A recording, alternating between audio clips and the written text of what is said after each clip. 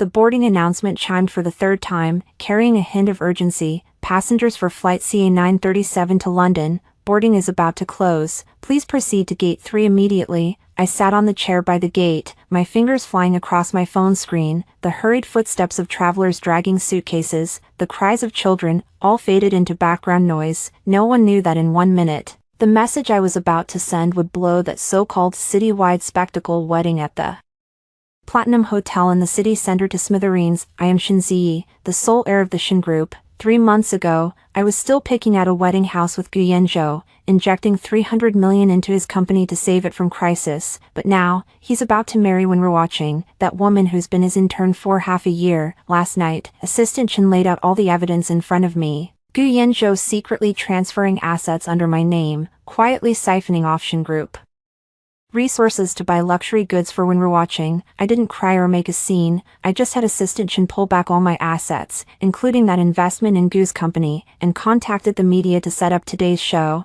My finger hovered over the send button, I glanced up at the gate, the flight attendant was already looking my way. I curled the corner of my mouth and did a final check on my WeChat Moments post. I, Shin Ziyi, formally dissolve my marriage with Gu Yanzhou as of today. Attached, during the marriage, Mr. Gu Yanzhou repeatedly transferred my assets and had an improper relationship with MS. When we're watching, relevant evidence has been submitted to the lawyer, and legal action will follow. Additionally, the Shin Group has terminated all investments and collaborations with the Gu company. Below it, I'd attached 2 photos, one of Gu Yanzhou and when we're watching kissing at a hotel entrance, and another of the signed asset transfer agreement. Miss Shin, if you don't board now, you'll miss the flight, the flight attendant said, walking over quickly, her voice laced with concern. I looked up and smiled at her, then pressed send. I tucked my phone into my bag and picked up my small suitcase. Coming, just wait for me. I'd barely taken 2 steps when my phone started buzzing like crazy. I didn't need to check, I knew it was Gu Yanzhou's side going up in flames. Assistant Chen called first, I answered, and his voice carried a hint of excitement. Miss, the statement's been out for 3 minutes, and it's already trending on the front page. Someone at the Platinum Hotel posted a video. Gu Yanzhou's face went pale when he saw his phone. I walked step by step up the boarding bridge in my heels, the wind slipping through the gaps, making my hair sway. Got it. Release the rest of the evidence slowly, as planned. Don't dump it all at once. Also, block all contact info for Gu Yanzhou when we're watching, and the Gu company. Got it, miss. Already on it.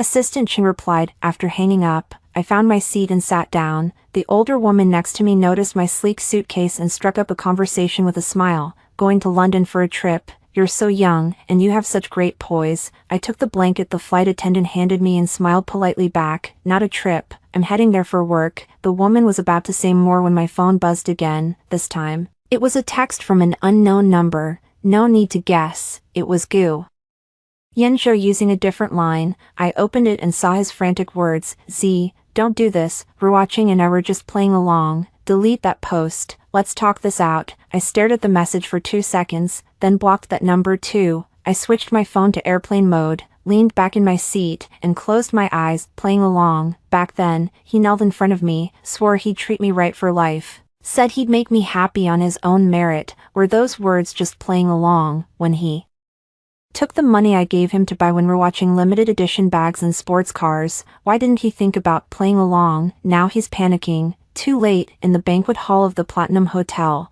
pink roses wrapped around the crystal chandeliers, white gauze curtains draped from the ceiling to the floor, and even the tableware had little heart-shaped cards. The cloyingly sweet scent of incense mixed with the guests' laughter, piling romance high and thick. The MC took the microphone and walked to the center of the stage. His voice carried through the speakers, clear enough for even the guests in the corners to hear. Ladies and gentlemen, now comes the most thrilling moment. Let's welcome the groom, Gu Yanzhou, to place this ring, a symbol of a lifetime together, on the bride. When we're watching, the audience immediately erupted into thunderous applause, with some even pulling out their phones to snap photos. Flashes flickering in a chaotic rhythm. When we're watching stood in her flowing white wedding gown, clutching a champagne-hued bouquet, a shy smile on her face as she slowly extended her left hand, her manicured nails studded with tiny diamonds that sparkled endlessly under the lights. Gu Yanzhou stood across from her, sharp in his suit, gripping a red velvet box, but somehow, his gaze kept darting toward his pocket, his fingers unconsciously tightening around the box, just as he was about to open it. His phone in his pants pocket suddenly buzzed violently, vibrating so hard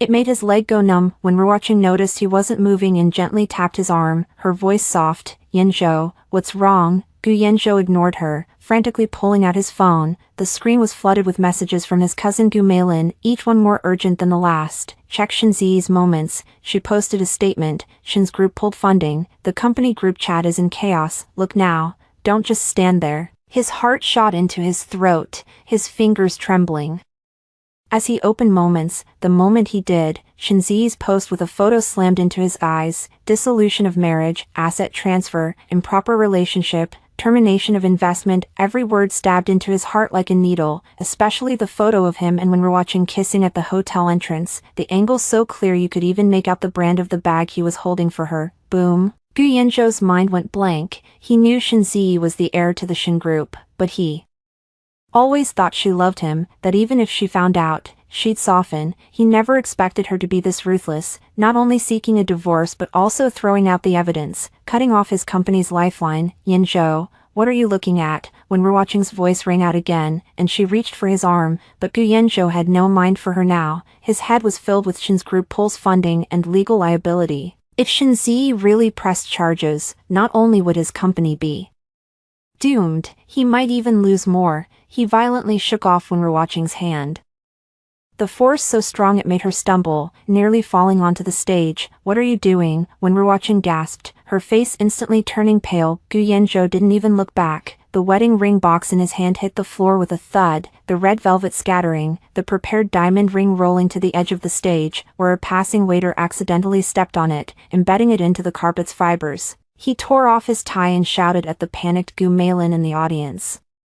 Handle the scene, I'm going to the airport. The moment the words left his mouth, he bolted off the stage like a madman, his suit jacket flapping in the wind, one shoe heel falling off without him bothering to pick it up. As he passed the guest tables, he knocked over a whole table of red wine, the deep crimson liquid splashing onto the white tablecloth like an ugly stain, but he didn't even mutter a sorry. Sprinting toward the hotel entrance without looking back, the entire banquet hall fell silent, even the MC standing frozen on stage with the microphone, not reacting for a long moment. After a few seconds, someone broke the silence with a laugh. What kind of drama is this? He ran off before even putting on the ring. Haven't you seen Shenzi's moments? Gu Yanzhou was messing around with this when Ruoqing and even transferred Shenzi's money. The heiress just posted a statement divorcing him. No wonder. With Shen's group pulling funding, Gu Yanzhou's company is finished. He's probably chasing after Shenzi now. The murmur surged like a tide, the guests dropping all pretense of politeness, whispering among themselves, their phone cameras all aimed at when Ruoqing on stage. Someone even posted a video of Gu Yanzhou's escape on Moments, captioning it with mockery, funniest wedding of the year. Groom sees ex-wife statement, dumps bride, runs to airport, ring stomped into the carpet. When Ruoqing stood center stage, her wedding train dragging on the floor, her arm still aching from where Gu Yanzhou had shoved her, but what hurt more was her face. Every guest's gaze felt like thorns piercing her, the whispers not loud but each one cutting into her ears. She wanted to step down, but her feet felt like lead, unable to move, so she just clutched her bouquet, staring at the mocking faces below. Tears suddenly streaming down. Gu Meilin, sweating profusely, rushed onto the stage, trying to pull when Ruoqing down, but the moment she touched when Ruoqing's arm, she was shoved away. When Ruoqing, eyes red and voice choked with tears, asked, "Where's your brother? He just left me like this. What about the wedding?" Gu Meilin was already fuming, and being questioned like that only made her temper snap. She lowered her voice and said, "What else can we do? He's too busy chasing after Shenzi to care about you right now. If you hadn't pushed for the wedding so hard, would any of this have happened?" Those words cut into when Ruoqing's heart like a knife. She opened her mouth, but not a single word came out. All she could do was stare at the growing number of phone cameras in the audience, feeling like a stripped-down clown on display, too ashamed to even lift her head. Meanwhile, at the hotel entrance, Gu Yanzhou had already sprinted to the parking lot. He yanked open the car door, jumped into the driver's seat, and jammed the key into the ignition, twisting it several times before the engine finally caught, staring at the road ahead. Only one thought consumed his mind. He had to catch up to Shenzi. He had to make her retract the statement, otherwise, he was finished. The car shot out like an arrow from a bow, tires screeching against the pavement, the harsh sound making pedestrians on the sidewalk jump aside in fright. No one knew that this frantic chase was doomed from the start. The moment Gu Yanzhou's taillights disappeared from the hotel entrance, the banquet hall erupted into chaos, the buzz of gossip even louder than the applause from earlier. Some people climbed onto chairs to film videos, holding their phones higher than their heads, muttering non-stop, "Hurry, hurry, this is better than any TV drama." The bride's still on stage, and the groom's already run off. When Ruoqing's wedding dress train was still tangled on the steps of the stage, the red wine stain from when Gu Yanzhou had shoved her away spreading across the white fabric like an ugly bloodstain. She stood frozen in place, her fingers digging into the stems of her bouquet, the rose thorns piercing her palm without her even feeling it, until a sudden fit of laughter from beside her snapped her back to reality. "What are you laughing at?" When Ruoqing whipped around, shouting at the table of snickering guests, her voice cracking with emotion, but the moment she opened her mouth, it only drew more laughter. Someone called out loudly, "Laughing at you, the groom's already bolted, and you're still standing here in your wedding dress, waiting to collect the gift money. What nonsense are you spouting?" When Ruoqing trembled with rage, tears welling up again, but this time, the tears were more about humiliation than grievance. She spun around to face Gu Meilin, who was standing nearby, and rushed over to grab her arm, her nails nearly digging into the other woman's flesh. "Gu Meilin, where's your brother? What does he mean by leaving me here alone? You owe me an explanation today." Gu Meilin was already busy dealing with guests swarming up to demand answers, and being grabbed like that only stoked her anger. She yanked her arm away forcefully, her voice rising a few notches. "An explanation from me? I should be asking you for one." Her voice carried through a nearby microphone that hadn't been turned off, and the entire room fell silent in an instant, all eyes fixed on the two of them. Gu Meilin took a deep breath, grabbed the mic, and said coldly to Wen Ruoqing, "Miss Wen, put your hand on your heart and tell me, when you were with Yanzhou, did you not know he was Shenzi's husband?" When Ruoqing's face went pale, and she instinctively took a step back. Yanzhou and I truly love each other. Shenzi, she, truly love each other." Gu Meilin cut her off with a sneer. "If you truly loved each other, why did you have to hide in the shadows? Why did Yanzhou have to secretly transfer Shenzi's assets to buy you bags and cars? Now that Miss Shen has issued her statement and the Shen Group has pulled its investment, Yanzhou's company is barely holding on. Do you think he'd stay here to exchange vows with you instead of running off to beg Shenzi for mercy?" Those words hit Wen Ruoqing like a slap to the face. Voices from the audience immediately chimed in. "Exactly, she's the mistress and she thinks she's in the right. If she hadn't interfered in someone else's marriage, would any of this have happened? Gu Yanzhou must be blind, turning down a catch like Miss Shen for trash like this." Each insult was worse than the last. When Ruoqing's face went from white to red, then from red to purple, she remembered why she had agreed to Gu Yanzhou's proposal in the first place, because he was the future son-in-law of the Shen family, and she thought that hitching her wagon to him would let her climb the social ladder overnight, never again having to be that intern who had to suck up to everyone. But she never expected Shenzi to be so ruthless, flipping the table right on her wedding day without giving her any room to breathe. "I don't care." When Ruoqing seemed to have thrown caution to the wind, shouting at Gu Meilin, "Yanzhou promised me a grand wedding, transferring that big penthouse in the city center to my name, and giving me a vice president position at his company. Now that the wedding's turned into this mess, he has to deliver on his promises." The moment these words left her mouth, even Gu Meilin was amused into a laugh. When Ruoqing, "Have you lost your mind? The company is about to go under now, and you're still thinking about the house and the position. Let me tell you, all those things were bought by Yanzhou with Shenzi's money. Now that Shenzi is holding him accountable, forget the house. Yanzhou might not even be able to keep his own savings." She paused, her eyes brimming with mockery. "Besides,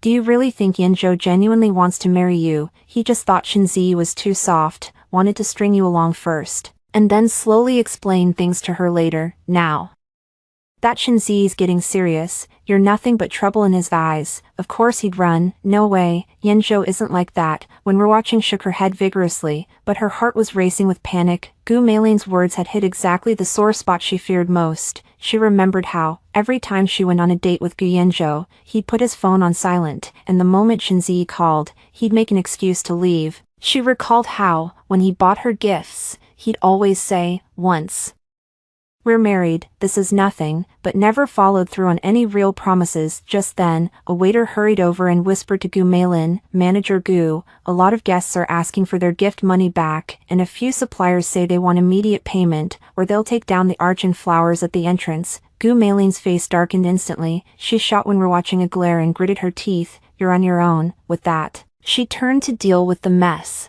leaving when we're watching.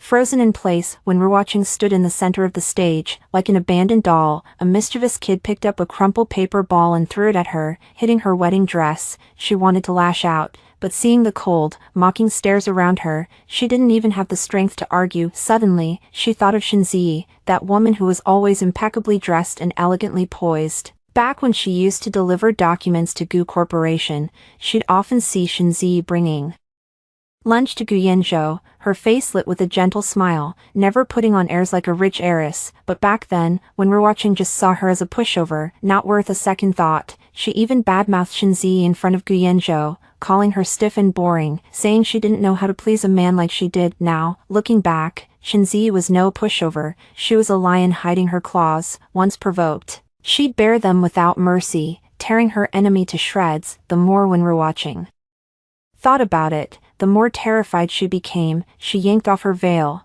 threw it to the ground with a thud, and bolted toward the backstage. Her only thought now was to find Gu Yinzhou, no matter what it took, and make him take responsibility for her. She couldn't bear to taste the sweetness of wealth only to fall back into the gutter. She never wanted to live that life again. But just as she reached the backstage door, two security guards blocked her way. One of them said, expressionless, "Miss Wen, Manager Gu has ordered that you can't stay here any longer. Please leave immediately." "I'm not leaving, I'm waiting for Yinzhou to come back," when we're watching screamed, trying to shove past the guards. But she was no match for the two tall men. They grabbed her arms and dragged her out the back door of the hotel like a piece of trash. The alley behind the hotel was filthy and stinking. When we're watching's expensive wedding dress dragged on the ground, covered in dust and stains, she fell to the ground, staring at the glittering entrance of the Buyue Hotel, and finally let the tears flow. But this time, no one was there to comfort her. She pulled out her phone, trembling as she dialed Gu Yinzhou's number, only to hear the cold automated message, "The number you have dialed is busy. Please try again later." What she didn't know was that Gu Yinzhou had no time to answer her call. He was speeding down the highway, his car pushing past 120 miles per hour, with only one thought in his mind: catch up to Shinzi, and do whatever it took to make her forgive him. The moment the plane broke through the clouds, the cabin gave a slight lift, and the sky outside shifted from a gray haze to a pure, deep blue. Sunlight streamed through the window, falling onto the tablet on my tray table, where the Shin Group's asset report was displayed. The auntie sitting next to me leaned over for a look and smiled. "Young lady, managing such a big business at your age, that's impressive." I put away the report and gave her a gentle smile, "Just helping out with the family business." Just as she spoke, her phone buzzed, an encrypted message from Assistant Shin, with a file attached. She put on her earpiece and dialed his number. As soon as he picked up, his steady voice came through. "Miss Shin, all assets have been transferred, the 3 seaside villas under your name, 5 commercial properties, and the 300 million investment you made into Gu Yinzhou's company, all back in your private account. Even the sports car Gu Yinzhou secretly transferred to When We're Watching's name has been frozen through legal channels. The paperwork is done." She took a sip of the lemon water in front of her, her tone calm. "Did When We're Watching cause any trouble?" Assistant Shin chuckled lightly. "She tried, but it's useless. That sports car was bought with your secondary card. It's marital property. Gu Yinzhou had no right to gift it away alone. Our lawyers have already contacted When We're Watching, giving her 3 days to return the car, or we'll sue her for illegal asset appropriation." Just now, news came from the Platinum Hotel. When We're Watching was thrown out the back door by Gu Meiling's people. She's crying in the alley in her wedding dress, and even Gu Yinzhou isn't picking up her calls. She raised an eyebrow, not surprised at all. When We're Watching thought climbing onto Gu Yinzhou would let her reach the sky, but she forgot that everything Gu Yinzhou had came from her. Once she pulled her support, he Couldn't even shield when we're watching from the wind and rain. How's the overseas team doing? She shifted to business. This was the real reason for her trip to London. Earlier, because of Gu Yanzhou's persistent pleas for her to spend more time with him, she had shelved the Shin Group's collaboration project with a European luxury conglomerate. Now, she was using this chance to revive it. Don't worry, Assistant Chen's voice turned serious. Mr. Mark, the European head, has been notified. He'll pick you up at London Airport tomorrow at 10 a.m., the initial draft of the cooperation proposal is ready, waiting for you to finalize the details. Also, your apartment in London has been cleaned, and all daily necessities are stocked according to your preferences. She nodded in satisfaction. Good job. For the Gu Corporation side, release the evidence as planned. Start with the part about him misappropriating Shin Group resources. Don't crush him all at once, let's drag it out slowly. Understood, Assistant Chen replied. Oh, Miss Shin, Gu Yanzhou called you over 20 times just now, using 5 different numbers.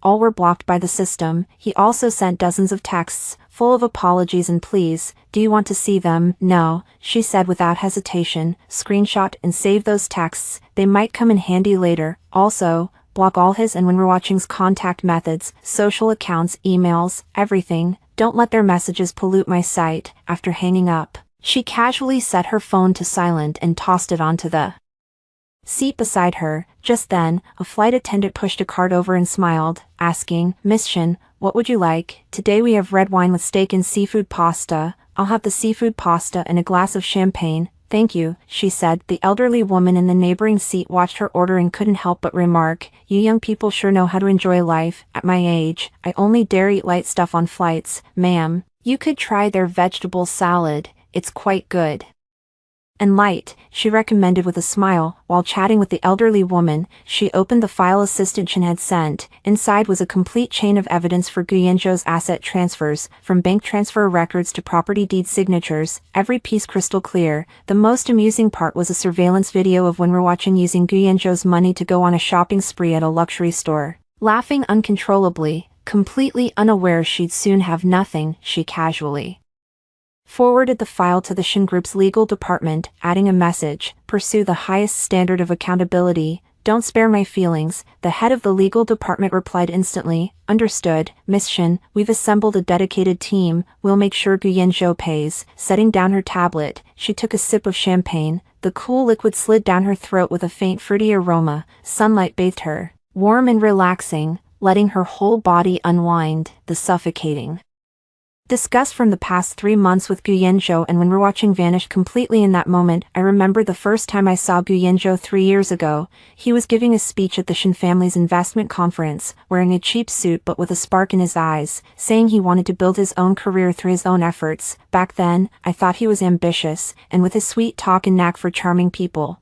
I slowly fell for him. Now, looking back, that so-called ambition was nothing but a facade he put up to latch onto the Shin family. After we got married, I invested in him, helped him expand his network, and turned the Gu Corporation from a small workshop into a moderately well-known company in the industry. But what did he do? Not only did he lack gratitude, but he also acted like it was all his due, even hooking up with another woman behind my back and secretly siphoning off my assets. In the past, I might have grieved over this relationship, felt sorry for my wasted efforts, but now, I only feel relieved that I caught it early, relieved that I have enough capability and confidence to cut my losses in time, and to make that scumbag and his mistress pay the price they deserve. Miss Shin, your pasta is here, the flight attendant said, placing the tray in front of me. Snapping me out of my thoughts, I picked up my fork and took a bite when my phone buzzed again, this time a WeChat message from my father. Good job, sweetheart, Dad has already instructed the European branch to fully support you. Go ahead and take charge. Home will always be your backbone. It was followed by a cheering emoji. Seeing my father's message warmed my heart, and I replied, got it, Dad, don't worry, I won't let the Shin family down. My father responded instantly, that's my girl. Oh, by the way, Gu Yanzhou just sent someone to our house to beg for mercy, but I kicked them out. He even dared to ask for your forgiveness. His face is thicker than a city wall. I couldn't help but laugh. Gu Yanzhou must be truly desperate now, running to my family like a drowning man grasping at straws. Too bad, he's already lost his chance. After finishing my pasta, I leaned back in my seat and closed my eyes for a quick nap. the plane flew smoothly, drawing closer to London and farther away from all those messy past events. I knew that ahead of me lay a brand new career, a brand new life. While Gu Yanzhou and Wenru watching would only sink deeper into the mess they created for themselves. I don't know how long it was before I was woken by a call from Assistant Shin. His voice carried a hint of excitement. Miss Shin, the Gu Corporation stock price has already dropped by 30%. Many small shareholders are dumping their shares, and Gu Yanzhou is running around like a headless chicken, begging for loans. I rubbed my eyes and looked out the window. Where the sunset was painting the sky in shades of gold and crimson, I let out a soft laugh into the phone. This is just the beginning. Assistant Chin notified the European team, moved tomorrow morning's meeting up by half an hour. I want a detailed update on the project's progress. After hanging up, I stood up and walked into the plane's lounge, gazing at the sea of clouds outside the window. At this moment, I was crystal clear. I was no longer the Shinzi who revolved around Guyanzhou. From the moment the plane took off, my life had already set sail anew. Screech, the piercing sound of brakes cut through the noise outside the Platinum Hotel entrance. Gu Yanzhou didn't even bother closing the car door, hopping into the driver's seat with one shoe missing its heel. As soon as he sat down, he floored the accelerator, and the black sedan shot out like a mad thing, nearly sideswiping a taxi making a turn. The taxi driver stuck his head out and cursed, "Are you trying to get yourself killed? Do you even know how to drive?" Gu Yanzhou couldn't care less. His hands gripped the steering wheel so tightly that his knuckles turned white. The car's navigation system was broadcasting the route to the airport, but he thought it was too slow, so he turned it off and sped toward the highway entrance from memory. Along the way, he ran 3 red lights, and the honking from cars behind him was non-stop, but all he could see was the word airport. He had to catch up to Shinzi, had to make her retract that statement, or his company, everything he had, would be finished. His phone lay on the passenger seat, screen still lit, with messages from Gu Meilin piling up. "The stock price is starting to drop. Mr. Zhang just called to terminate the partnership. The finance department says the liquid cash in the account will only last a week. Bro, you need to think of something fast." Frustrated, Gu Yanzhou grabbed the phone, hit the speaker button, and yelled, "Think of what? I'm going after Shinzi now. As long as she softens up, all the problems can be solved. You stay at the company and hold things down. Whoever tries to cause trouble, just suppress them." Gu Meilin's voice came through, choked with tears. "How am I supposed to suppress it? So many employees are asking in the group chat if their salaries will be paid on time, and several partners have already sent people to the office demanding answers. Bro, Shinzi doesn't want to see you at all. Going to the airport is a waste of time." "Shut up," Gu Yanzhou roared, slamming the phone down and tossing it aside. He refused to believe Gu Meilin's words. In his eyes, Shinzi had always been the woman who obeyed him without question, who forgave him even when wronged. Back when he came home late, she'd leave the light on waiting for him. When his company had cash flow issues, she'd take money from the Shin family without a second thought to help him. Even when he got a little too close to other women, she'd just cry silently, never once thinking about divorce. He always thought this time Shinzi was just angry, if he apologized face to face. Pinned all the blame on when we're watching, said he'd been seduced. Shinzi would definitely soften. After all, she loved him so much. How could she really watch him fall from grace? The car raced down the highway, the speedometer needle long past 140 miles per hour, the scenery outside blurring into a smear. Gu Yanzhou's heart pounded, his mind flooded with memories of when they first got together, back when he was just a poor kid. And Shinzi, in a pretty dress, smiled and said, "Yanzhou, I believe in you. You're going to make it." Back then, Shinzi's eyes were full of admiration and trust, but now, she'd pushed him into the abyss in the most ruthless way. Gu Yanzhou slammed his fist against the steering wheel, a mix of regret and resentment burning inside him. Regret for being so greedy, wanting to climb the social ladder with Shinzi's family connections while chasing the thrill of Wenruwatching's youth and beauty. Resentment that Shinzi left him no room to maneuver, blowing things up. On their wedding day, "Shinzi, you can't do this to me," Gu Yanzhou screamed, his voice cracking with a barely audible sob. He pulled out his phone, trembling as he dialed Shinzi's number, but only got a cold automated message. "The number you have dialed has blocked you. Please try again later." "No way." He hurled his phone at the center console, the screen shattering into a spiderweb, but he wouldn't give up. He picked it up, switched to a new number, and called again. Same result. Over and over, he swapped numbers, dialing from Gu mailings to his employees to every acquaintance he could think of, but each time, he was ruthlessly rejected or blocked. 40 minutes later, the car screeched into the airport parking lot. Gu Yanzhou didn't even pay the parking fee, yanking the door open and sprinting toward the terminal. His suit jacket had been blown off by the wind, his shirt collar wide open, face slick with sweat and dust, hair a mess, a far cry from the polished, confident CEO he usually was. "Excuse me, when does flight CA937 take off?" He rushed to the check-in counter, grabbing a staff member's arm and shouting. The staff member flinched, frowning as they pulled free, then checked the computer screen. "Sir, please calm down. Flight CA937 departed 10 minutes ago. It should be in the stratosphere by now." "Departed? How is that possible?" Gu Yanzhou snatched the computer from the staff member, fingers swiping wildly across the screen. When he saw the words "departed," his body swayed, and he nearly collapsed to the floor. "No way, I made it in time," he muttered, eyes hollow as he stared at the screen. 10 minutes, just 10 minutes. If he hadn't frozen for those few seconds at the wedding, if he'd driven just a little faster,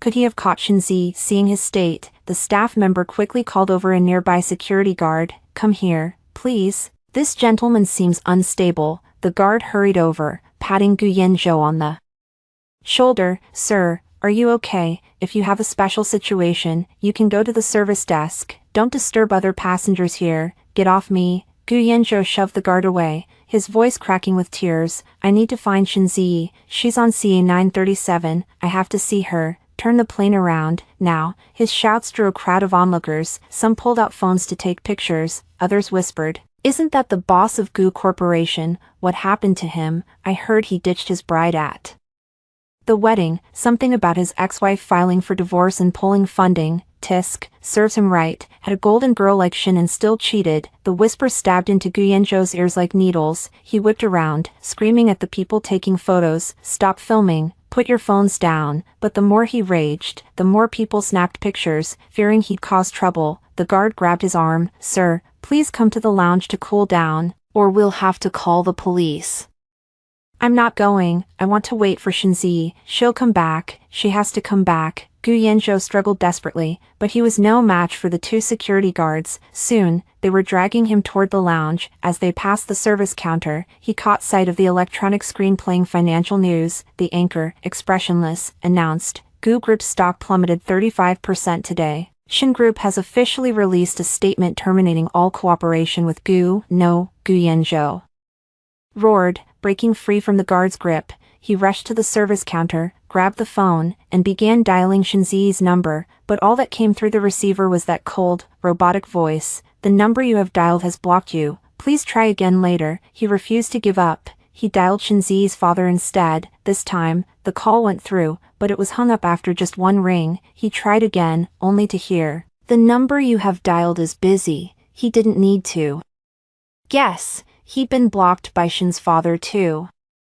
Gu Yanzhou slumped, letting the phone fall from his hand as his body slid down the service counter to the floor. He stared at his dust-covered pants and the shoe with its broken heel, and suddenly, it all felt absurdly laughable. Just a few hours ago, he was the groom in a crisp suit, about to marry his true love. A few hours later, he was a joke, a man who couldn't even keep his wife, whose company was on the verge of collapse. His phone buzzed again. It was when rewatching. The name alone made his blood boil. It was all her fault. If she hadn't pushed for the wedding, if she hadn't constantly badmouthed Shinzi in front of him, how could he have ended up like this? He answered the call, not giving Wen Ruoqing a chance to speak, and roared into the receiver, "How dare you call me? This is all your fault. If it weren't for you, Shinzi would never have divorced me. How could my company have fallen apart like this? Get lost. I never want to see you again." On the other end, Wen Ruoqing froze for a moment, then burst into tears. "Yanzhou, I didn't mean to. I just wanted to be with you. Gu Mailin kicked me out, and I don't have a single penny on me. Can you come get me? Come get you.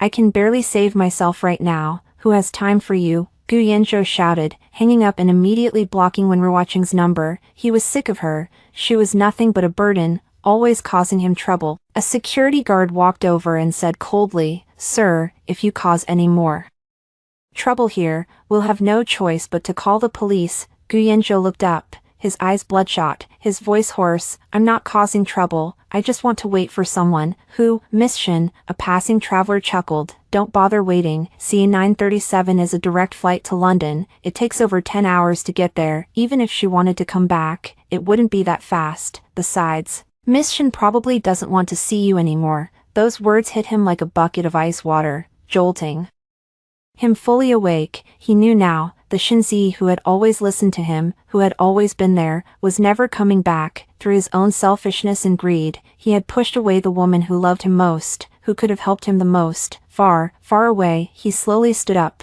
brushing the dust off his clothes. His eyes were hollow as he stared at the airport departure gates. People came and went, each step hurried. But the person he was waiting for would never appear again. His phone buzzed again with a message. This time, it was from the company's finance department. "Boss, 2 banks just called. They want to recall their loans early. What do we do?" Gu Yanzhou stared at the message, his legs giving way as he nearly collapsed again. He steadied himself against the service counter, taking a deep breath. No, he couldn't just give up. Shinzi was gone, but Shin's father was still there. If he could win over Shin's father, get him to put in a good word with Shinzi, maybe there was still a chance. With that thought, Gu Yanzhou pulled himself together, stumbling as he walked out of the airport. He was going to the Shin family home. Even if he got thrown out 10 times, 100 times, he would keep going. He had to hold on to this last lifeline, or he would be completely finished. Under the setting sun, Gu Yanzhou's figure looked especially pathetic. He pulled open the car door, slid into the dust-covered seat, and pressed the accelerator again. But this time, his destination was no longer the hopeful airport. It was the Shin family's front door, a door he wasn't sure he could even knock on, and what he didn't know was that waiting for him would be a rejection colder than the emptiness of the airport. Beep, beep, beep. The busy tone from the phone cut into Wenruoqing's heart like a dull blade, slicing again and again. She stared at the blocked notification on her screen, her fingers digging into her palms until it hurt, tears threatening to fall. Gu Yanzhou had really blocked her. In the alley behind the Platinum Hotel, cold wind whipped through, carrying scraps of trash that stuck to her stained wedding dress. The once expensive train now clung to her legs in wrinkled folds, the hem a mess of mud and red wine stains, looking like a dirty rag. A passing delivery driver couldn't help but glance at her twice, his eyes mixing curiosity and disgust, making Wenruoqing wish she could crawl into a hole. She pulled out the only lipstick in her bag and hastily touched up her makeup in front of her phone screen. No matter what, she couldn't just give up. Gu Yanzhou had promised her the penthouse in the city center, the vice president position at the company, and that jewelry set she'd been eyeing for ages. None of this could fall through. She had to find Gu Yanzhou and make him keep his word. She hailed 3 taxis, but the drivers all waved her off because of her disheveled state, until the 4th one took pity on her and let her in, too. The Gu Group headquarters, Wenruoqing said, her voice trembling as she gave the address. "Miss, you just came from a wedding." The driver glanced at her in the rearview mirror, curiosity in his tone. Wenruoqing clenched the hem of her dress and forced herself to say, "Yeah, my husband is the boss at Gu Group. I'm going to see him." The driver let out an "oh" and didn't say anything else. But Wenruoqing clearly saw him pull out his phone in the mirror, the screen showing the headline, "Gu Group CEO abandons bride at wedding." She turned her head to the window, pretending not to notice, but tears welled up in her eyes. Back when she followed Gu Yanzhou in and out of Gu Group, every employee respectfully called her Mrs. Gu. Now, she was just a joke to everyone. 20 minutes later, the taxi stopped at the Gu Group building, staring at the imposing glass curtain wall. Wenruoqing took a deep breath, smoothed her messy hair, and walked toward the entrance with her head held high. But just as she reached the revolving door, a security guard stopped her. "Miss, please show your visitor pass," the guard said, his face expressionless as he extended his hand, his eyes scanning her wedding dress with a brief flicker of surprise before returning to cold indifference. "I'm looking for Gu Yanzhou. I'm his." Wenruoqing paused, swallowing the word wife and changing it to, "I'm his fiancé. We were supposed to get married today." The guard let out a sneer, clearly already aware of today's drama. "The boss isn't in the office right now. Please leave." "Not in? I don't believe you." Wenruoqing shoved past the guard and rushed into the lobby. "He's definitely in there. I need to see him." Employees in the lobby looked up, their phone cameras instantly aimed at her. Someone whispered, "Isn't that the bride from the news? Why is she at the company, dressed like that? It's so pathetic." The boss is really ruthless. Serves her right, though. Where was her conscience when she Stole someone else's husband. Everyone, stop staring, get back to work. A woman in a business suit strode over, barking at the employees before turning coldly to when we're watching. Miss Wen, I'm Lin Wei, the boss's assistant. If you have something to say, you can tell me. When we're watching latched onto her like a lifeline, grabbing Lin Wei's arm. Assistant Lin, please help me find Gu Yanzhou. He blocked my number just now, and I can't reach him. The house and the position he promised me, are they still valid? Lin Wei yanked her arm free, pulled a wet wipe from her bag, and cleaned her arm with disgust. Miss Wen, please show some self-respect. The boss is busy right now. He's handling an urgent company matter. Urgent matter? Is it because Shinzi pulled her investment? When we're watching clung to her desperately. I don't care about that. I just want him to keep his word. Today was our wedding, and he left me there. Now he won't even give me an explanation. Lin Wei frowned and stepped back, pulling out her phone to show when we're watching a document. Miss Wen, take a good look. All the transfers the boss made to you were marked as gifts, but the money came from Shin Group's investment funds. Miss Shin has already filed a legal claim, and the money will be recovered soon. As for the house and position, there's no written agreement, just verbal promises, which aren't legally binding. Impossible, he promised me. When we're watching screamed, swatting Lin Wei's phone away. I don't care about the law. I just want him to keep his word. Call Gu Yanzhou right now and tell him to come see me. Lin Wei's patience ran out completely. She shouted to the security guards nearby, get her out. If she causes any more trouble, call the police. 2 security guards immediately stepped forward, flanking when we're watching and grabbing her arms. She struggled violently, the strap of her wedding dress snapping, exposing a large patch of her shoulder, drawing a burst of laughter from the surrounding employees. Gu Yanzhou, you liar. Get out here, she screamed, her voice cracking. Miss Wen, Lin Wei said coldly from behind her, I'm reminding you that you have no legal familial relationship with Mr. Gu right now. The company's stock price is plummeting because of this mess between you and him, and the employees are on edge. If you keep causing trouble here, don't blame us for being rude. When we're watching whipped around, glaring at Lin Wei with venom. It's all you people stirring things up. Back when Gu Yanzhou was chasing me, every single one of you was all respectful and polite. Now that he's in trouble, you're tossing me out like garbage. We respected Mr. Gu, and more importantly, Miss Shin behind him. Lin Wei shot back without hesitation. Did you really think we couldn't see why Mr. Gu was with you? Now that Miss Shin has pulled her funding, you're just a headache to him. Who's going to give a damn about you? Those words hit when we're watching like a sharp knife, striking her raw nerve. She froze, her struggling instantly losing steam. Yeah, why had Gu Yanzhou been so doting on her back then? Wasn't it just because she was young and pretty, feeding his ego? Now that he couldn't even save himself, why would he care about her? As the guards dragged her out of the company's main entrance, when we're watching saw plenty of employees leaning against the windows, watching her, some even pointing and whispering, she suddenly remembered 3 months ago, the first time she'd followed Gu Yanzhou to the office, wearing the designer dress he'd bought her. Lin Wei had smiled and handed her coffee, calling her Miss Wen. Back then, she thought she was about to hit the big time. With a thud, the guards let go, and she crashed hard onto the steps. The hem of her wedding dress tore, exposing her leggings beneath. Passers-by whipped out their phones to snap photos, the flashes blinding her. Stop taking pictures, don't. When we're watching covered her face with her hands. Sobbing uncontrollably, she fumbled for her phone, scrolling through her contacts, only to realize that besides Gu Yanzhou, she had no one to lean on. She'd burned through all her friends partying with him, and now that she was in trouble, there wasn't a soul she could borrow money from or crash with. After crying for who knows how long, she thought of Gu Yanzhou's cousin,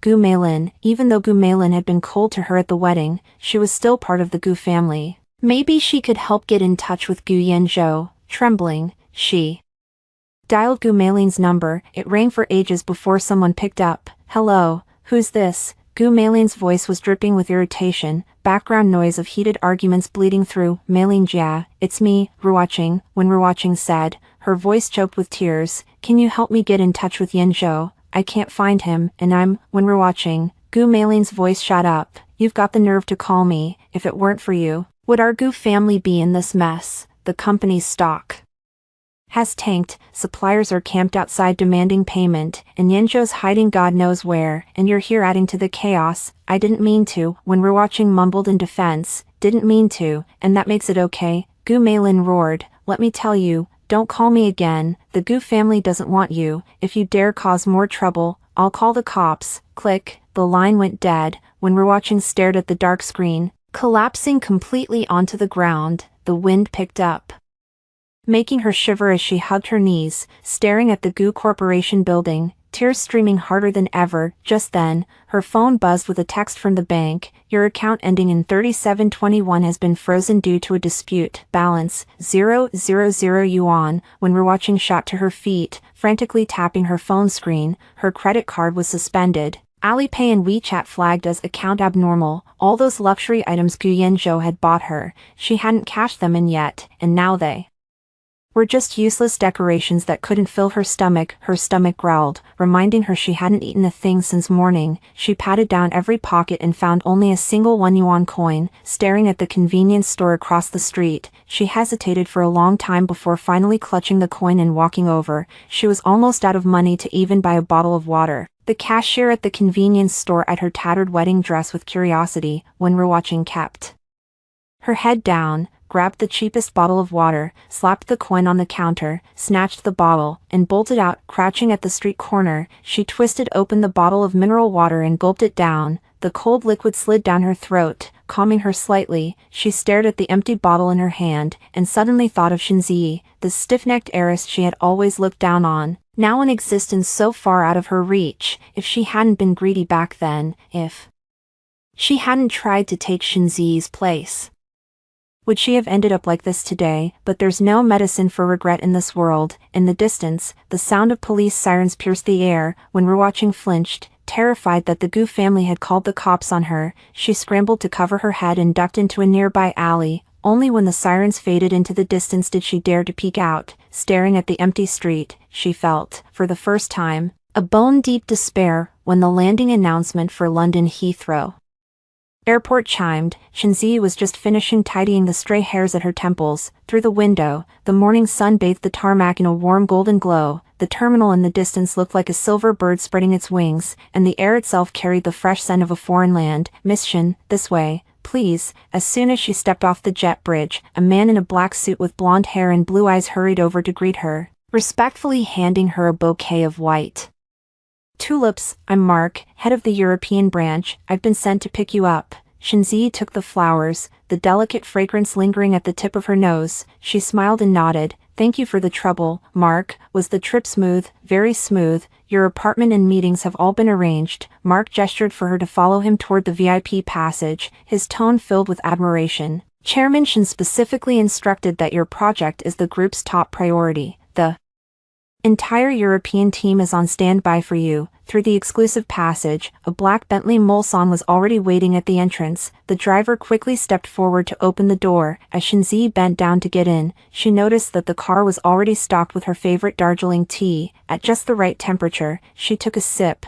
the warm liquid sliding down her throat, and the exhaustion of the past few days melted away in an instant. How are the latest developments on the project? Shinzi set down her teacup, pulled out her tablet, and spoke in a steady tone. Mark quickly sat beside her and opened his laptop. Regarding the Starlight project you put on hold, we've never stopped the preliminary research. We've already secured cooperation intentions with 3 top European design studios, but without your final authorization, we didn't dare push forward. Also, for the raw material supply chain you requested, we've found 2 manufacturers that meet the standards. The quotes are all here. Shinzi swiped through the screen quickly, her eyes scanning the dense data. Her finger paused on one page. This Italian fabric manufacturer, their price is 15% higher than the market average. What's the reason? They have an exclusive eco-friendly dyeing technology that meets the latest EU carbon emission standards. It'll make entering the European market smoother. Mark explained quickly. We've done the math. Although the upfront cost is higher, it saves a lot in compliance costs. In the long run, it's worth it. Good work. Shinzi nodded approvingly. Go with them. The core of Starlight project is high-end and eco-friendly. We can't cut corners on raw materials. Notify them. I want a video conference with their CEO tomorrow to finalize the cooperation details. Understood. I'll arrange it immediately. Mark quickly jotted it down. Feeling even more respect for Shinzi, he had originally thought she was just a Spoiled heiress writing on her family's name, but she had such a firm grasp of the project details and made decisions with such crisp efficiency. The car glided smoothly through the streets of London. European-style buildings lined both sides in a neat, staggered pattern, and the streets were clean and tidy. Shinzi gazed out at the scenery when her phone suddenly buzzed. It was a message from Assistant Shin. Miss Shin, Gu Yanzhou went to the Shin residence to cause trouble. The bodyguards arranged by Chairman Shin had him thrown out. I heard his face is all swollen. Also, when we're watching made a scene at the Gu building all day yesterday. In the end, security called the cops and had her removed. She's now a laughingstock all over the internet. Attached was a photo. In it, Gu Yanzhou had a bruised and swollen mouth. His hair was a mess, and he was being held up by two tall bodyguards, looking utterly pathetic. Shinzi couldn't help but smile. She replied, "Got it. Tell the legal department to speed things up. Don't let these two people hold us back." Roger that. Oh, and Miss Shin, about the background check on when we're watching you asked for, I've got the results. She's not some ordinary intern at all. She used to scam people for money back in her hometown, then changed her name and moved to the big city before sneaking into the Gu group. I've sent you the evidence. Shinzi opened the file. Inside were when we're watching's criminal record and evidence of her forged resume. She let out a cold laugh and tucked her phone back into her bag. When we're watching in Gu Yanzhou, birds of a feather flocked together. Neither of them was worth a damn. Half an hour later, the car pulled up outside an apartment building in Kensington. This was a wealthy area of London, quiet and secure. Stepping inside, Shinzi found the decor tailored entirely to her tastes. The living room's floor-to-ceiling windows faced a stretch of green lawn. Sunlight streaming in, warm and bright. Miss Shin, please rest for a bit. Lunch is already arranged at the Michelin-starred restaurant downstairs. I'll come pick you up in half an hour. Mark said respectfully. No need. Let's head straight to the office. Shinzi set down her suitcase and picked up her tablet. Time is precious. Let's have a quick meeting with the team first and get the afternoon's work sorted. Mark paused for a moment, then quickly nodded. All right, I'll notify the team right away. He had assumed she'd want to shake off the jet lag first, but her drive only deepened his respect. The Shin Group's European branch was in the heart of London's financial district. As she walked into the impressive office space, employees stopped their work to greet her respectfully. Good morning, President Shin. The unified chorus gave Shinzi a long-missed sense of workplace belonging. Back at the Gu Corporation, she was always introduced as Mrs. Gu, and no one truly recognized her abilities. But here, everyone respected her for the name Shinzi. In the conference room, over a dozen core team members were already waiting. Shinzi took her seat at the head of the table and cut straight to the point. I've called everyone today to push forward the Starlight project. I know this has been on hold for a while, and everyone has thoughts. Now's the time to speak freely. A young designer with glasses spoke up first. President Shin, we were worried that European markets might not be receptive to Eastern designs, so we played it safe with the style. What do you think about incorporating some traditional Chinese elements to create a differentiated edge? That's a great idea. Shinzi's eyes lit up. Eastern aesthetics are trending in Europe right now. We can blend elements like Suzhou embroidery and celadon with modern design. It'll be both high-end and unique. Let's arrange an online seminar with a traditional Chinese craft master next week to give everyone a deeper understanding. Perfect. We've wanted to do this, but we never dared to make the call. The young designer said excitedly. The meeting grew increasingly lively. Shinzi listened intently to everyone's ideas, offering her own insights at just the right moments, always hitting the core of the issue and providing solutions. What was scheduled for 2 hours stretched to 3.5, yet no one felt tired. Instead, they were all brimming with energy. After the meeting, Mark walked Shinzi out and remarked, President Shin, you've really injected new life into us. Everyone thought this project was too tough before, but now they're full of confidence. Shin Z smiled. As long as we're on the right track and united, nothing's impossible. Oh, and arrange something for tonight. I want to have dinner with the core design team to get to know them better. No problem. I've already booked a restaurant. Mark quickly replied. Just as she reached her office door, her phone rang. It was her father. My precious girl, are you settling in okay in London? His voice was full of concern. Dad, I'm fine. The team's great, and the project's moving smoothly.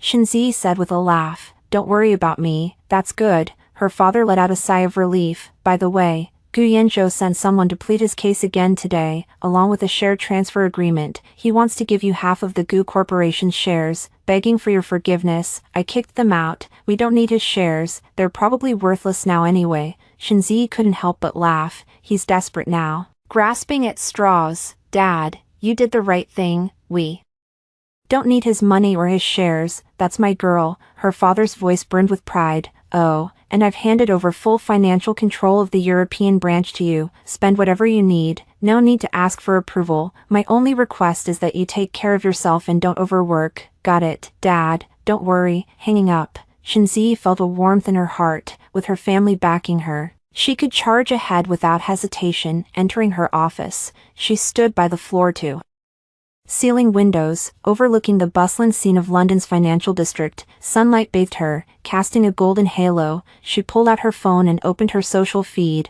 Under her divorce announcement, there were already hundreds of likes and comments, all voices of support. She edited a new WeChat Moments post, a new beginning, a new journey. She attached a photo of the London sky and pressed send. Soon, the comment section buzzed with activity. Her father was the first to like it. Assistant Chen sent a cheering emoji, and many employees of the Shen family business left supportive messages. Just then, Mark knocked and entered, holding a document in his hand. CEO Shen, the CEO of the Italian fabric supplier, replied, "He's very willing to have a video conference with you, scheduled for 10 a.m. tomorrow." Also, the Gu Group just released a public statement claiming you divorced due to a misunderstanding and expressed hope for reconciliation. Would you like to take a look? Shenzi took the document and glanced at the Gu Group's statement. It was full of twisted truths, calling her impulsive and claiming Gu Yanzhou had always loved her. She let out a cold laugh and tossed the document onto the table. Ignore him. We don't have time for this clown's performance. Notify the legal department to send a lawyer's letter to the Gu Group, warning them to stop spreading rumors, or we'll pursue legal action. Got it. I'll arrange it right away. Mark nodded quickly.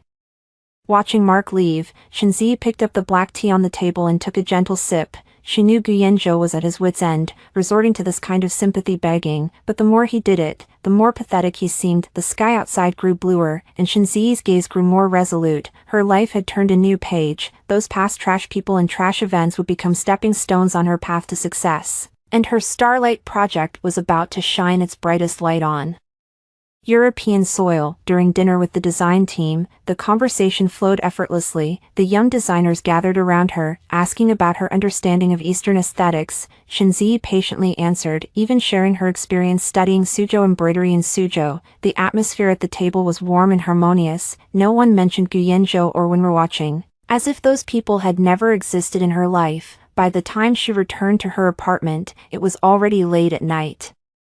After washing up, Shenzi lay in bed, gazing at the starry sky outside the window, a long-lost smile curling at the corners of her lips. She knew the road ahead might still hold challenges, but she was no longer the little woman who needed to cling to a man. She had her family's support, her team's trust, and her own ability and confidence. No matter what difficulties came, she could handle them with composure. Before sleeping, she received one last message from Assistant Chen. Miss, after the Gu Group's statement went out, their stock dropped another 5 points. It's almost below the issue price now. Shenzi smiled, replied with a good night emoji, and turned off her phone. Gu Yanzhou was jolted awake by Gu Meilin's frantic call. He had slept on the airport lounge table all night, his face still bruised from yesterday's beating by the bodyguards, his hair a mess like a bird's nest, and his phone screen cracked like a spider web. The moment he answered, Gu Meilin's voice pierced his eardrums. Bro, get back to the company now. The sky is falling. What now? Gu Yanzhou rubbed his throbbing temples, his voice hoarse like sandpaper. Every time he heard the words bad news, his heart nearly stopped. The Gu Group's stock dropped another 10 points. It's now below the issue price. Gu Meilin's voice was choked with tears, and Mr. Zhang's company just issued a public announcement saying they're terminating all cooperation with us, even the contracts we already signed. The finance department said the bank called too, demanding we repay a 30 million loan early, or they'll auction off our mortgaged office building. What? Gu Yanzhou shot to his feet, knocking the table with a loud bang, drawing stares from nearby passengers. He gripped his phone and roared, why would Mr. Zhang suddenly pull out? Didn't we sign a 3-year cooperation, all because of Shenzi? Gu Meilin sobbed. Mr. Zhang's side said the Shen family privately warned Anyone who cooperates with the Gu Group can forget about doing business with the Shin family. Now everyone in the circle is afraid of being dragged down by the Shin family. 3 more partners sent termination notices this morning, and even the suppliers are demanding final payments. Shinzi, again, Shinzi. Gu Yanzhou trembled with rage. He slammed his fist onto the table, his knuckles instantly swelling. He thought Shinzi's statement and fund withdrawal were enough. But he never expected her to be this ruthless, directly using the Shin family's connections to cut off all his escape routes. I'll be right back. Gu Yanzhou hung up the phone and stumbled as he ran out of the airport. He couldn't care about anything else now. He just wanted to get back to the company and stabilize the situation. But as soon as he reached the parking lot, he saw his car plastered with a parking ticket and a notice for overdue parking fees on the windshield. Yesterday, he had been so frantic chasing after Shinzi that he hadn't even paid the parking fee. Gu Yanzhou pulled out his wallet and fumbled through it, finding only a few hundred in cash. After paying the parking fee and fine, he was left with just a few dozen bucks. He stood by the roadside trying to hail a taxi, but every driver took one look at his disheveled state and either waved him off or drove around him. Finally, a driver who recognized him as a former client reluctantly let him in. "President Gu, what happened to you?" The driver glanced at the bruises on his face through the rearview mirror, hesitating to say more. Gu Yanzhou leaned back in his seat, closed his eyes, and said in a weary voice, "Don't ask, just some trouble." The driver let out an "oh" and turned on the radio, which happened to be broadcasting financial news. The Gu Group has recently been mired in a public relations crisis, with stock prices plummeting continuously and multiple partners pulling out investments. Industry analysts suggest the Gu Group may face bankruptcy risks. Gu Yanzhou's eyes snapped open, and he slammed the radio off, shouting, "Turn it off, who told you to turn it on?" The driver jumped at his outburst, quickly shutting off the radio. Too scared to speak, the car fell into a dead silence, broken only by Gu Yanzhou's heavy breathing. He stared out the window at the speeding streets, his mind consumed by the company's predicament. No funds, no partners, employees in panic, and banks hounding him for repayment. What was he supposed to do? When he arrived at the Gu Group building, he barely stepped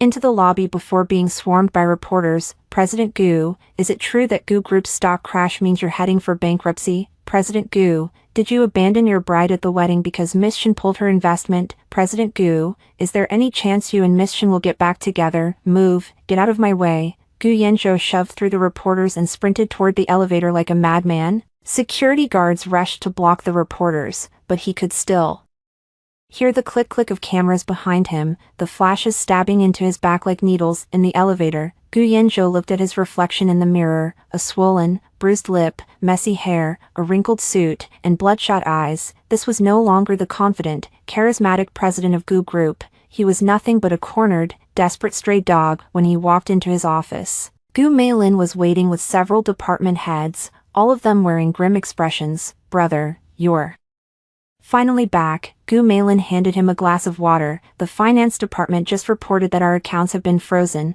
The Shin Group's legal team applied for it, saying they're recovering the assets you transferred from Miss Shin." Frozen. The glass in Gu Yanzhou's hand slipped and shattered on the floor, water spilling everywhere. "What right do they have to freeze my accounts? That money was Shinzi's voluntary gift to me." Voluntary? One of the department heads couldn't hold back, his tone dripping with resentment. "President Gu, that money was given to the company under the guise of investment. You secretly transferred part of it to buy luxury goods for when we're watching and moved assets from Miss Shin's name. There's evidence for all of it. The Shin Group's legal team has submitted the proof to the court, and that's why the court approved the freeze." "How dare you talk to me like that?" Gu Yanzhou roared. "President Gu, this isn't the time for arguments," another manager said with a frown. "The company can barely afford to pay salaries now. Many employees are submitting resignation letters. We need to find funding quickly, or we won't survive." At the mention of funding, a flicker of hope lit up Gu Yanzhou's eyes. He still had one last lifeline. Shinzi, if she would just relent, drop the lawsuit, restore the investment, and say a good word for him in the industry, the Gu Group could still be saved. "I'll go find Shinzi." Gu Yanzhou stood up abruptly. "She still has feelings for me. If I apologize properly, she'll forgive me." "Brother, don't be stupid." Gu Meilin grabbed his arm. "Miss Shin has blocked you everywhere. Even Chairman Shin won't see you. How are you going to find her?" "I have a way." Gu Yanzhou shook her off. "I know Shinzi is in London for the Starlight project. I know a vice president in the European branch, I'll have him contact Shinzi for me. He pulled out his phone, scrolled to the vice president's number, and dialed with trembling hands. The phone rang for a long time before someone picked up, the voice on the other end dripping with impatience. President Gu, why are you calling me now? Who would still want to be associated with you at this point? Vice President Wang, I'm begging you for a favor. Gu Yanzhou lowered his posture, his voice laced with pleading. Can you help me get in touch with Shinzi? I have something extremely important to tell her. It's about the life and death of the Gu Corporation. Please. There was a few seconds of silence on the other end of the line, followed by Vice President Wang's voice. President Gu, it's not that I won't help you, it's that I really can't. Miss Shin specifically instructed that anyone who dares to help you contact her will be fired on the spot. Besides, Miss Shin is currently in a meeting with European partners and has no time to see you. I can wait. I can wait forever, Gu Yanzhou roared. Vice President Wang, we've known each other for so many years, just help me this once, and I'll repay you in the future. Repay me? Vice President Wang let out a sneer. President Gu, you'd better focus on saving your own company first. All right, I have things to do, I'm hanging up now. Don't hang up, Vice President Wang. Gu Yanzhou tried to say more, but the call had already been cut off. He dialed again, only to find that Vice President Wang had blocked him. Gu Yanzhou slumped helplessly into his chair, his phone slipping from his hand and clattering to the floor. He looked at the disappointed faces of his staff in the office and suddenly felt the world spin around him. He recalled how he had rejected Shinzi's business advice, stubbornly choosing to be with when we're watching. He remembered the smugness he felt when he secretly transferred Shinzi's assets, and the panic on his wedding day when he saw the announcement. If only he hadn't been so greedy back then. If only he had cherished Shinzi, would he not be facing this downfall today, brother? What do we do now? Gu Meilin asked softly. Gu Yanzhou didn't answer. He suddenly stood up and rushed out of the office. Where are you going? Gu Meilin shouted. I'm going to the Shin family. I'll beg Shinzi myself. Gu Yanzhou's voice echoed from the hallway, laced with a desperate roar. He burst out of the company again. The reporters were still waiting at the entrance, and as soon as they saw him, they swarmed around him. President Gu, are you going to beg Miss Shin? President Gu, do you admit you were wrong? Gu Yanzhou ignored the reporters. Like a madman, he flagged down a taxi on the roadside and finally managed to get one, giving the driver the Shin family's address. Driver, please hurry, as fast as you can. The car sped toward the Shin residence. Gu Yanzhou stared out the window, still clinging to a sliver of hope. He thought that if he could just see Shinzi, kneel before her and apologize properly, pin all the blame on when we're watching, claim he was led astray, Shin Z loved him so much, she would surely soften, but what he didn't know was that at that very moment,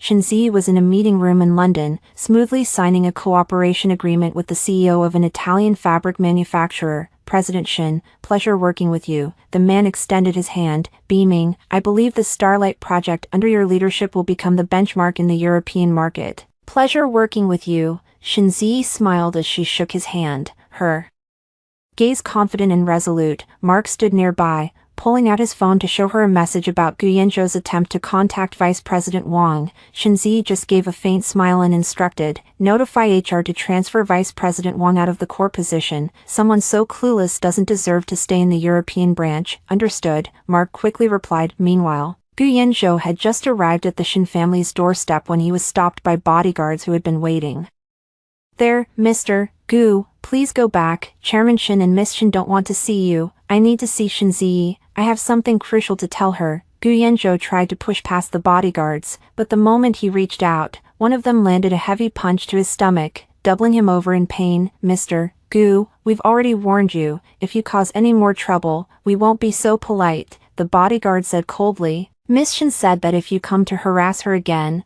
we'll send you straight to the police station. Gu Yanzhou collapsed to the ground, staring at the tightly shut gates of the Shin residence, utterly defeated. In the distance, the sound of police sirens grew closer. The reporters had called the cops, claiming he was causing a disturbance in front of the Shin house. Gu Yanzhou watched the police car approach and suddenly burst into laughter, tears streaming down his face. He had completely ruined his own life. Gu Meilin received Gu Yanzhou's call at the entrance of the police station. On the phone, his voice was choked with sobs, mixed with the background noise of police scolding. Meilin, hurry up and bring money to bail me out. Those reporters set me up. they called the cops and said I was causing trouble. After hanging up the phone, Gu Meilin clutched the only bank card in her hand, her knuckles turning white. This card held all her savings, originally meant for her son's extracurricular classes, but now it had to be used to clean up her worthless younger brother's mess. She stood by the roadside, watching the traffic flow past, and suddenly felt her nose sting. Just yesterday morning, she had been wearing a custom gown, standing as a proud witness at a wedding in the Platinum Hotel, but today, she had to swallow all her pride and beg those who once fawned over the Gu family just to scrape together bail money. After paying the bail, Gu Yanzhou slunk out of the police station like a beaten dog.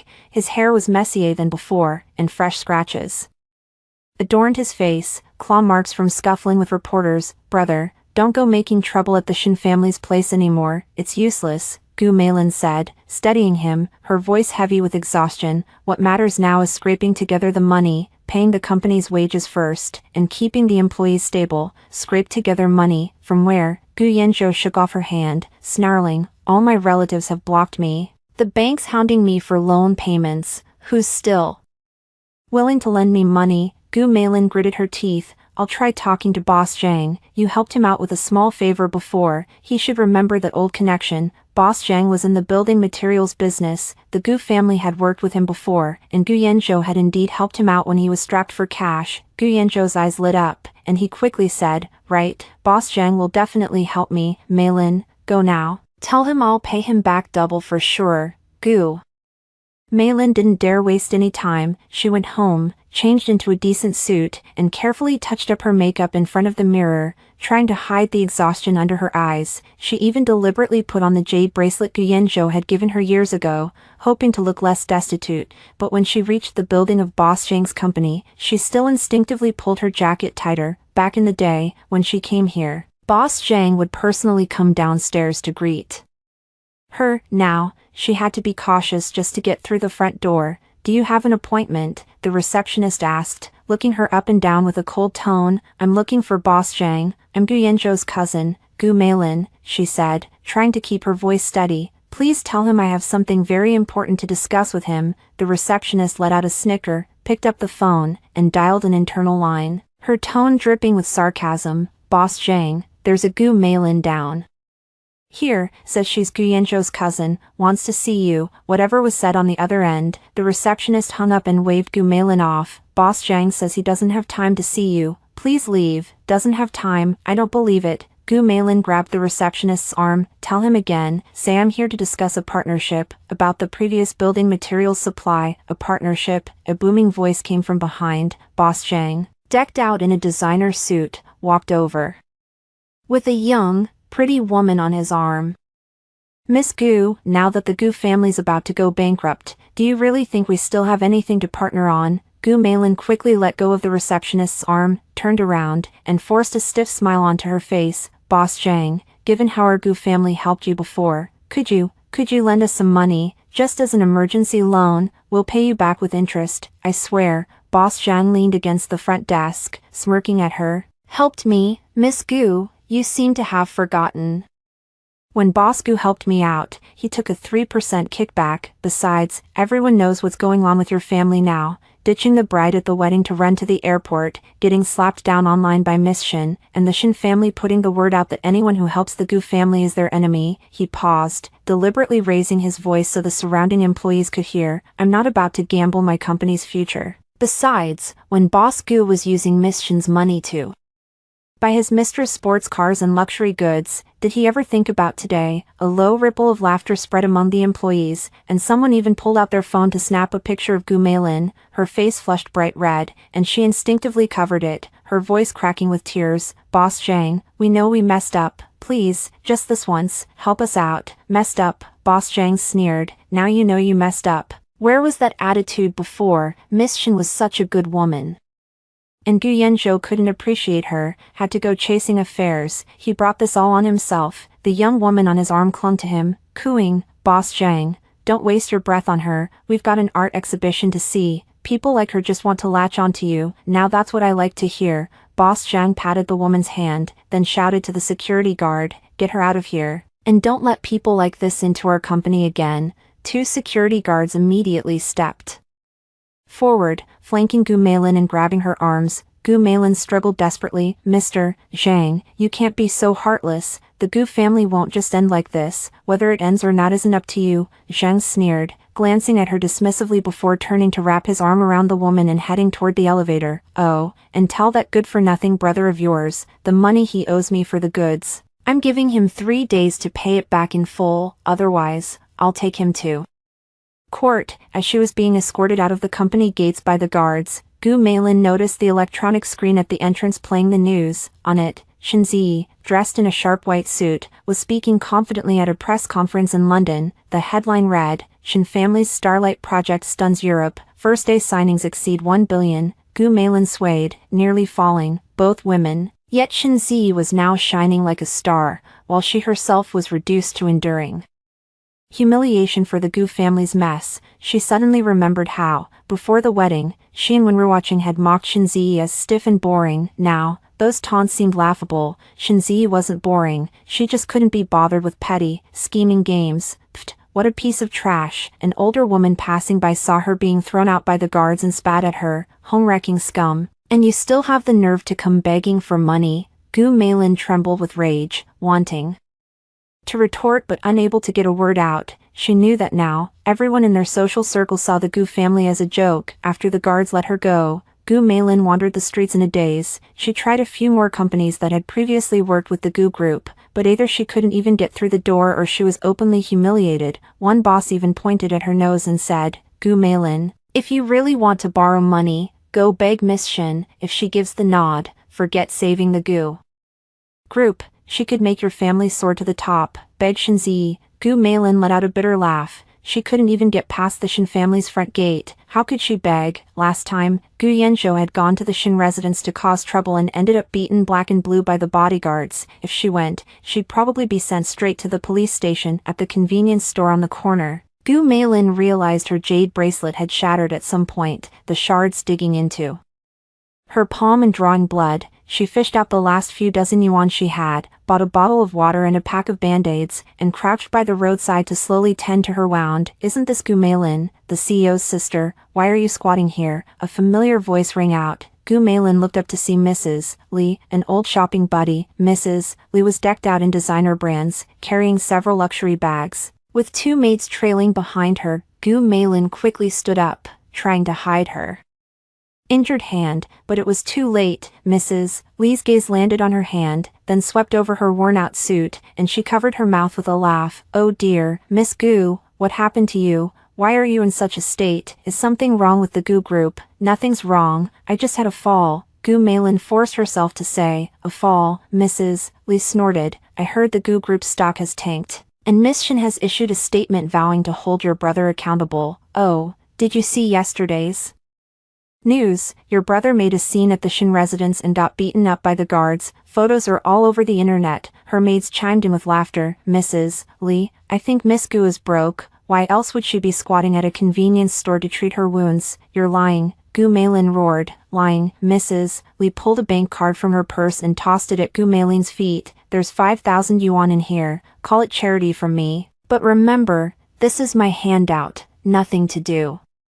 with your Gu family. Gu Meilin stared at the card on the ground, shaking with fury. She snatched it up and hurled it straight into Mrs. Li's face. Who wants your dirty money? Even if the Gu family goes bankrupt, we don't need your pity. Mrs. Li froze for a second, then shrieked. Gu Meilin, you're insane. Her maids lunged forward to grab Gu Meilin, who spun around and bolted, still clutching the unopened pack of band-aids. She ran until she didn't know how long, then finally stopped, leaning against a wall, gasping for air. She looked down at her dust-covered pants and the wound in her palm, and the tears finally spilled over. She pulled out her phone to call Gu Yanzhou, only to find it dead. Just then, she saw the news about Shen Ziyi playing again on a roadside screen. The reporter held out a microphone and asked, Miss Shen, what are your thoughts on the current state of the Gu group? Shen Ziyi stood before the cameras, a faint smile on her face, her tone calm. The Gu corporation's problems are of their own making and have nothing to do with the Shen Corporation. I believe the law will deliver a fair verdict, and I hope everyone can take this as a lesson. Respect marriage, and respect the property of others. The scene cut to a photo of Gu Yanzhou being taken away by the police, with the headline, Gu Corporation president under police investigation for alleged illegal transfer of assets. Gu Meilin's body swayed,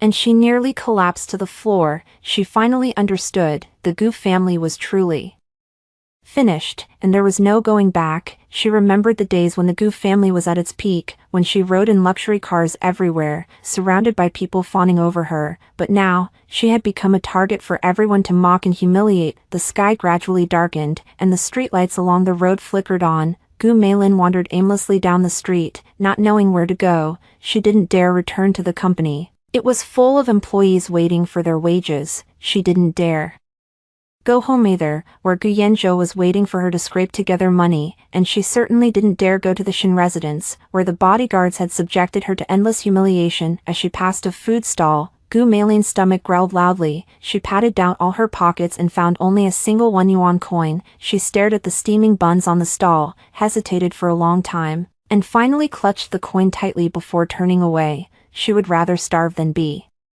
looked down upon again. When she reached the bus stop, Gu Meilin spotted a familiar figure. It was Wen Ruoqing. Wen Ruoqing was wearing a cheap t-shirt and jeans, her hair a mess, arguing with the bus driver, apparently because she had no money for the fare. Gu Meilin instinctively hid behind a billboard, watching as Wen Ruoqing was kicked off the bus by the driver, squatting by the roadside and crying like a beggar. Gu Meilin suddenly burst out laughing until tears streamed down her face. She remembered the wedding, where Wen Ruoqing, in her pure white wedding dress, had smugly accepted everyone's blessings, but now, Wen Ruoqing was just like her, a homeless, fallen soul. This must be karma, she thought. Those who hurt others never end up well. Just then, Gu Meilin's phone suddenly vibrated. After borrowing someone else's phone to charge it and turn it on, she saw a text from Gu Yanzhou. Meilin, I've been taken away by the police. They say I'm suspected of illegally transferring assets. Find a way to save me, quick. Gu Meilin stared at the message, then slumped down onto the bus stop bench. Powerless, she looked up at the brightly lit Shin Corporation building in the distance and felt an overwhelming sense of irony. If Gu Yanzhou had never betrayed Shinzi back then, if she hadn't helped him cover it up,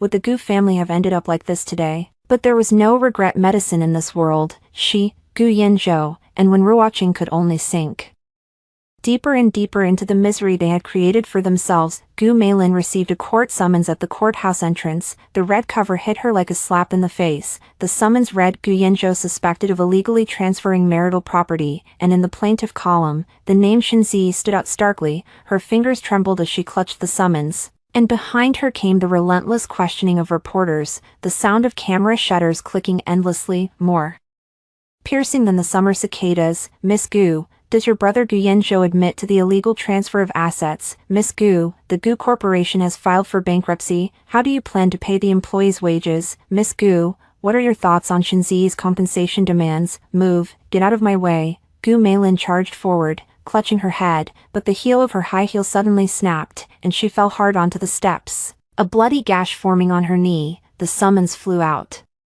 of her hand and was picked up by a reporter for a photo. She tried to grab it back, but was tightly surrounded by the crowd, forced to watch helplessly as her humiliation was frozen in the camera's lens. Meanwhile, in London, the global launch of the Shin Corporation's Starlight project had just concluded. Under the crystal chandeliers, Shinzi, dressed in a custom champagne-colored suit, was clinking glasses with the chairman of the European Luxury Goods Association. The man held her hand.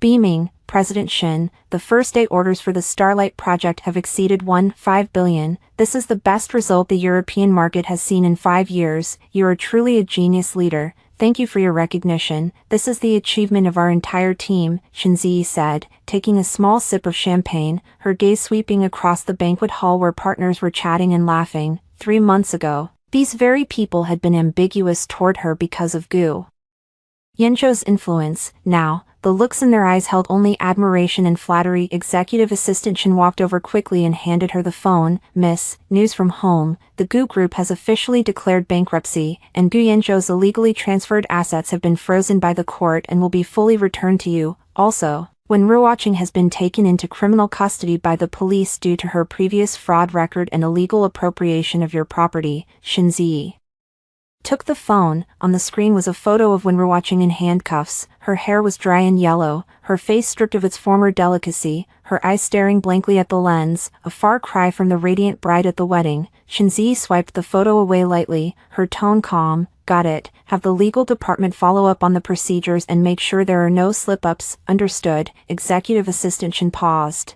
then added, and Gu Meilin, she sold her house and car to barely scrape together enough for the employees' basic wages, but there are still many supplier debts unpaid. Now she's being hounded by creditors every day, and she can't even afford her son's tuition fees. Shinzi walked to the floor-to-ceiling window, champagne in hand. London's night skyline glittered like a river of stars. She remembered the first time she met Gu Meilin 3 years ago, draped in a mink coat, looking down her nose and saying, "Z, you know, Yinzhou is a rising star, you should help him out more." Back then, Gu Meilin never imagined she'd end up like this. She deserves it, Shinzi said flatly. She helped Gu Yinzhou cover up his affair, helped him transfer my assets. She should have known karma would catch up. Just then, her father's video call came in. On the screen, Shin's father sat in their garden, holding a newspaper, grinning from ear to ear. "Baby girl, you've got to see today's financial headline. Shin's new star rises, Gu's fades into darkness.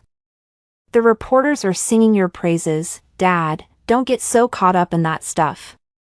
Shinzi shook her head with a smile. "How can I not? This is my daughter's glory." Shin's father leaned closer to the screen, lowering his voice. "Oh, and I sat in on Gu Yanzhou's trial. He was crying like a baby in court, saying he was wrong, saying he'd wait for you to come back and beg for forgiveness. The judge was so pissed he laughed, sentenced him to 2 years in prison, and ordered him to compensate our family for reputational damages." Shinzi's eyes didn't flicker. She was no longer the girl who would soften at Gu Yanzhou's tears. Those nights of betrayal, those days of licking her wounds alone, they had taught her that some apologies aren't worth forgiving. "Dad, I'm coming back next month for the domestic fashion week." Shinzi changed the subject. "I want to personally oversee the Starlight Project launch in China." "Great, I'll pick you up at the airport." Shin's father beamed even brighter. "The chef at home has already learned to make your favorite squirrel shaped mandarin fish. I'll throw you a welcome home feast." After hanging up, Mark walked over and handed her a document. "CEO Shin, this is the long-term cooperation agreement with the Italian fabric supplier. They're offering us their lowest discount and guaranteeing priority supply of raw materials." Shinzi flipped through the document and quickly signed her name. As the pen tip scratched across the paper, she suddenly remembered Gu Yanzhou's old line, "Z, girls don't need to work so hard, just stay home and take care of the family." Back then, she had actually believed him, putting her career on hold, revolving her whole world around him. "CEO Shin, is something wrong?" Mark noticed her zoning out and asked softly. "Nothing." Shinzi closed the file, her smile confident. "Notify the team, we're having a prep meeting for the China launch tomorrow. I want the Starlight Project to take the domestic market by storm." Meanwhile, back in a domestic detention center, Gu Yanzhou sat behind glass, staring at the haggard Gu Meilin on the other side. "Sis, I really messed up." His voice was hoarse, tears streaming down. "I shouldn't have betrayed Z, shouldn't have transferred her assets. If I had just treated her right, we'd still." "What's the point of saying that now?" Gu Meilin cut him off, her voice dripping with despair. "The house is gone, the car is gone, the job is gone. I've even sent my son to live with grandma in the countryside. Gu Yanzhou, you've destroyed our family." Gu Yanzhou covered his face, his shoulders shaking uncontrollably. He thought of everything Shinzi had done for him, mortgaging her dowry for startup capital when he was just starting out, nursing him through sickness without sleep, using the Shin family's connections to bail him out when competitors ganged up on him. And what did he do? He took her devotion for granted, trampled her love like it was nothing. "Sis, can you pass a message to Z for me?" Gu Yanzhou looked up, his eyes pleading. "Tell her I know I was wrong. When I get out, I'll make it up to her. Don't dream about it." Gu Meilin sneered coldly. "Shinzi is coming back next month for Fashion Week. She's an internationally renowned entrepreneur now. What are we, prisoners and stray dogs? She won't even think about you anymore, let alone forgive you." Gu Yanzhou's face instantly turned pale. He slumped weakly into his chair, staring at his own pathetic reflection in the glass. finally realizing he hadn't just lost Shinzi as a person, but the right to stand by her side with his head held high. At the same time, in another detention center, when Ruoqing received the court's verdict, sentenced to 1 year in prison for fraud and illegal embezzlement, and required to return all assets gifted to her by Gu Yanzhou, when the bailiff read out the verdict, she finally broke down into sobs, repeating over and over, "I shouldn't have been so vain, I shouldn't have destroyed someone else's family," but tears couldn't buy forgiveness, let alone reclaim lost chances. She, Gu Yanzhou, and Gu Meilin had all paid a heavy price for their greed and selfishness. A month later, Shinzi's plane touched down at the domestic airport. As she walked out of the VIP passage, she saw her father holding up a sign that read, "My precious daughter," smiling and waving at her. Sunlight bathed her. She wore a sharp suit, her long hair swept up, exuding elegance and confidence. "Dad."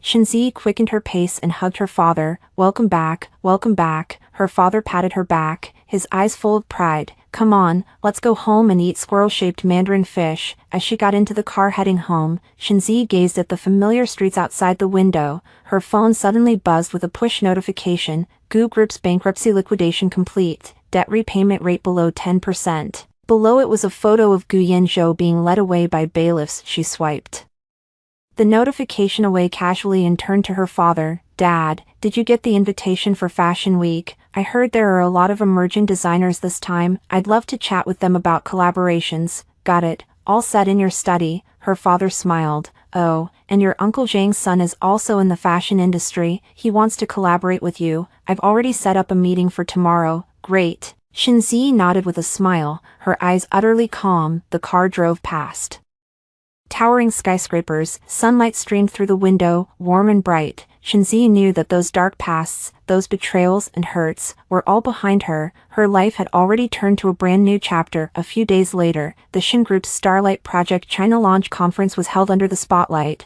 Shinzi stood at the end of the runway, accepting the applause and cheers of the crowd, under the stage lights. Her smile was confident and dazzling. A reporter asked her, "Miss Shin, who do you think you owe the most for your current success?" Shinzi picked up the microphone, her gaze steady. "The person I owe the most is myself, the version of me who didn't give up after being betrayed. It was those tough days that taught me that a woman's most reliable backbone is never a man, but her own ability and confidence." The crowd erupted into even louder applause. Shinzi looked at the cheering audience below the stage, her smile growing brighter. She knew that her starlight was just beginning to shine, and those who once tried to extinguish her light would forever disappear from her world, never able to affect her again.